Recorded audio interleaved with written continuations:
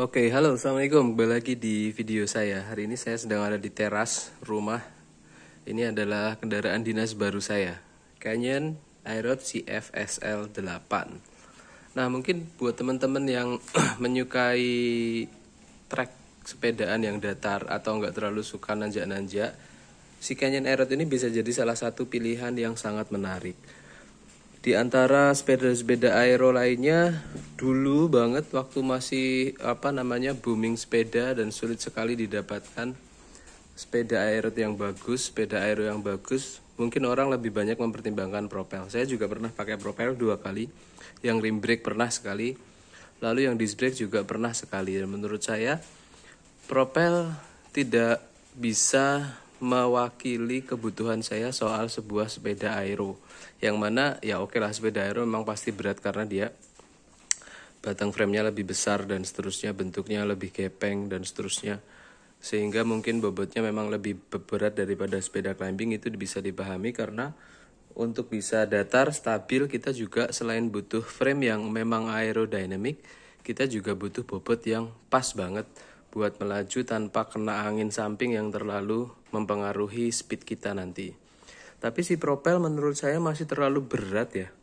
Bobotnya terlalu berat. Satu, memang bukan propel yang Advance Pro atau yang SL. Saya pernah pakai propel Advance biasa. Nah, itu cukup berat untuk melajukan sepedanya, cukup berat. Sampai satu hari saya putus asa, mungkin memang sepeda aero berat ya. Jadi saya nggak pernah pakai sepeda aero lagi sejak nyoba propel itu. Lalu seiring berjalannya waktu, pasar sepeda mulai normal. Menurut saya normal karena dulu pas pandemi memang harganya bener-bener gorengan tempe, gorengan tahu, gorengan mendoan ya. Jadi sudah lebih mudah untuk mendapatkan sepeda dengan harga yang reasonable. Saya pernah pakai trek Madon merah lama dan saya merasakan enak di trek Madon itu. Jadi si Madon itu perbandingannya sama si Canyon ini, dia lebih enak waktu jalannya itu stabil kenceng. Kayak 37, 38 tuh enak Madon datar, 37, 38. Tapi pas dapat elevasi atau nanjak sedikit aja, dia akan ngerasa sangat berat. Dan kalau kita itu mainnya breakaway-nan atau sendal-sendalan, kalau orang Jogja bilang, itu pakai Madon akan cukup butuh effort yang lebih besar. Apalagi kayak saya yang pesepeda amatir, jadi bukan atlet yang training setiap hari, itu sangat sulit menggunakan Madon.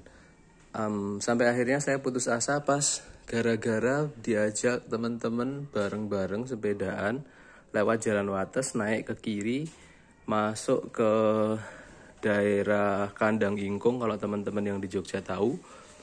Nah, di situ benar-benar ngerasa berat. Benar-benar ketinggalan sama sepeda-sepeda teman-teman yang di Jogja itu. Teman-teman kita masih paling banyak pakai TCR. Itu benar-benar ketinggalan jauh. Saya pakai Madon, saya ketinggalan jauh. Tapi pas di turunan dan datar sih emang saya bisa ngejar karena emang efektif di situ ya si Madon. Akhirnya Madonnya saya jual juga, saya ganti trek M-Honda. Cukup enak, nggak ada keluhan di trek M-Honda. Saya juga udah ganti trek M-Hondanya pakai profil wheelset yang 50 untuk memudahkan pas di trek datar, dan itu terbukti efektif. Jadi kalau teman-teman mau nyoba sepeda yang mungkin bisa datar, mungkin juga nanjaknya enteng, trek M-Honda bisa jadi salah satu pilihan. Hampir mirip kayak TCR yang dikasih profil wheelset yang tebel. Jadi kalau teman-teman pakai TCR, pasti ngerasa kalau datar itu pas kita speed datar, pasti ngerasa kalau sepeda itu boros power untuk nahan speed mungkin 37, 38 ya, nggak kayak M-Honda atau sepeda-sepeda aero lainnya. Nah, lalu saya memperhatikan Tour de France, saya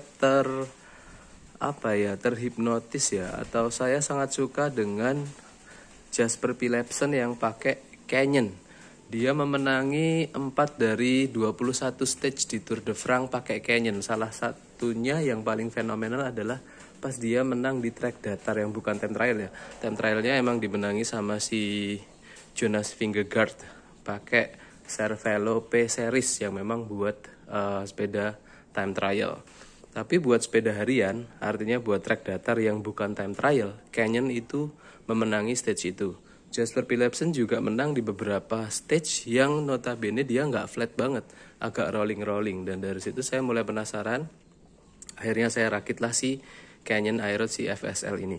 Ini versi paling bawahnya Canyon CFSL 8. Berikutnya ada CFSL X yang kabelnya sudah mulai masuk. Jadi kalau CFSL 8 itu di sini tulisannya CFSL aja, kabelnya masih di luar. Tapi kalau CFSL X itu kabelnya masuk di sini, jadi benar-benar bisa clean look.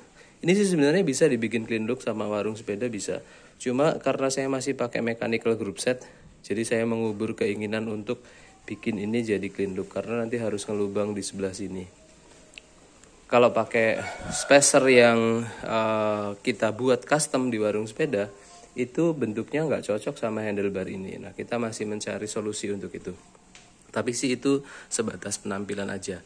Kalau dari sisi performanya, si Canyon Aero ini kemarin udah saya coba test ride baru 1 kali. Tracknya full datar dari Jombor ke Ambar Ketawang, ke Tugu Pensil, agak rollingan sedikit, sampai ke Brosot, Serandaan, finish di Soto Sri Rejeki Bantul. Kita dapat average speed 32 km per jam, dan itu saya ngerasa sebagai yang jarang training itu sudah sangat terbantu sekali sama sepeda ini. Kalau saya nggak pakai sepeda ini, kayaknya udah kewer sama teman-teman yang emang masih biasa sepedaan.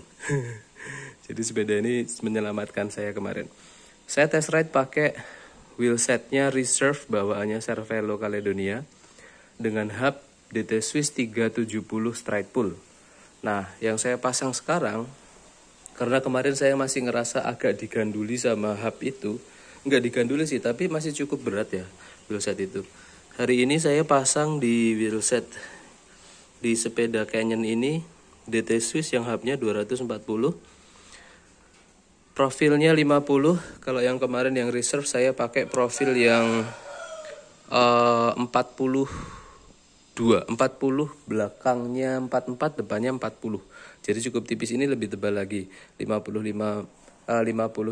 Jadi harapannya dia bisa lebih enak pas mempertahankan speed di trek datar. Lalu yang di belakang juga pakai DT Swiss 240 dengan ratchet yang di-upgrade ke 54. Jadi suaranya cukup berisik. Pas dapetnya itu, jadi ya mau apa lagi, pakai aja lah. Group set yang saya pakai Ultegra 8020. Kombinasi crankset di depan saya pakai 5234.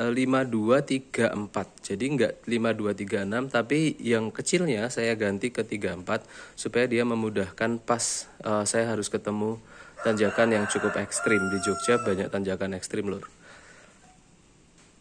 Kaset saya sengaja pilih yang lebih kecil. Kasetnya dia pakai 1130. Jadi sepeda ini pakai kaset yang cukup kecil 1130. Harapannya range-nya yang dia punya si kaset ini akan memberikan keleluasaan pemilihan group set atau pemilihan chain ratio antara 56-nya 52-nya di depan dan 1130-nya di belakang. Artinya kalau kita pakai 1130 itu kombinasi gearnya itu nggak lompat terlalu tinggi. Jadi harapannya bisa lebih panjang bertahannya di cadence yang cukup tinggi dan speed yang cukup tinggi. Kalau kemarin saya perhatikan kita jalan di 35, 37, 38 sampai 40 lah ya. Itu saya bisa nahan cadence sekitar 15 menit. Dan itu rasanya udah hampir habis nafasnya.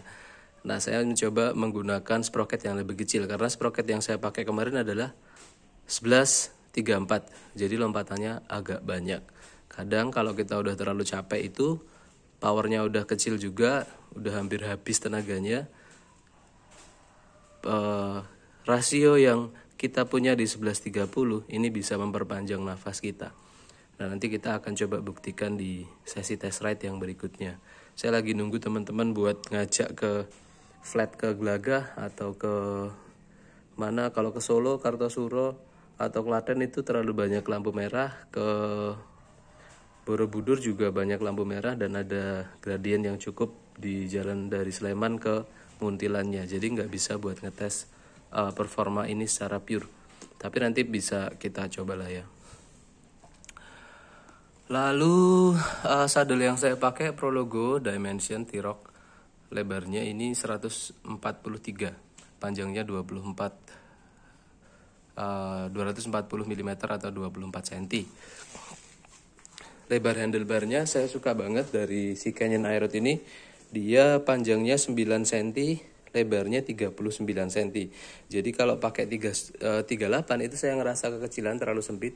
Kalau pakai 40 itu saya ngerasa sedikit kelebaran. Jadi 39 ini pas banget buat saya yang tinggi badannya 168 cm. Ini settingannya size XS Canyon Aeroad. Tinggi saya 168, jarak dari bottom bracket ke saddle itu saya pakai 79 sampai 70 cm.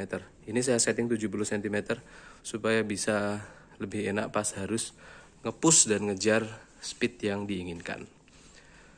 Nah, mungkin itu dulu report saya buat si Canyon Aeroad ini, salah satu sepeda aero yang menurut saya enak buat datar, tapi juga masih cukup ringan buat nanjak, lebih enak daripada si Trek Madon. Oke, matur nuwun sudah menyimak videonya, mudah-mudahan bermanfaat teman-teman, memberikan inspirasi kalau yang mau upgrade dan seterusnya. Jangan lupa kunjungi Instagram kami di Warung Sepeda Jogja. Matur nuwun, assalamualaikum.